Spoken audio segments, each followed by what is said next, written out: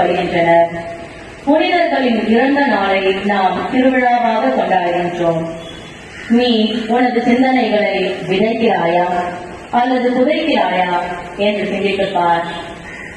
சிந்தனை: மனிதா, உன்னை தன் மார்போடு அணைத்து அன்பு பாலூட்டிய உன் அன்னையை நினைத்துப் பார். தண்ணீரை மட்டும் குடித்துவிட்டு தூங்கிய உன் தாயை நினைத்துப் பார். சதா கணமும் உனது நலனிலேயே அக்கறை காட்டும் உனது தாயை முதிர்ந்த வயதில் மார்பில் மிதித்து உயிரோடு கல்லறை கட்டுகிறாயே, இது என்ன நியாயம்? இதற்காகவா இயேசு கல்லறைக்குள் அடக்கமானார்? உனது கோபத்திற்கும் பொறுப்பில்லாத தனத்திற்கும் அகங்காரத்திற்கும் கல்லறை கட்டு.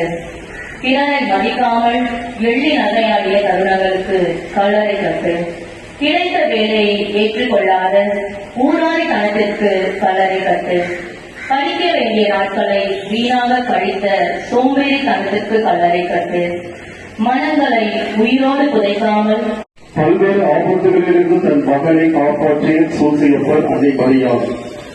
குறிப்பாக ஏரூர் அரசிடமிருந்து 3 நாட்கள் காணாமல் போன போரிலிருந்து இவ்வாறு பல்வேறு தருணங்களிலே தன் மகனை காப்பாற்றிய அந்த தாய் 33 வயதிலே தன் மகனை காப்பாற்ற முடியாத நிலையிலே அந்த அன்னை எதிர்கொண்ட இவரை 150 நிமிடங்கள் நாம் சிந்தித்து தியானித்து வந்திருக்கின்றோம்.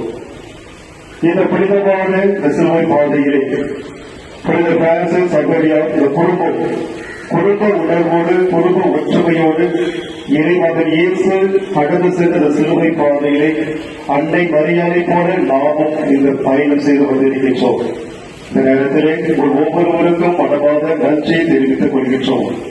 அடுத்ததாக நாங்கள் ஒவ்வொரு சட்டமன்ற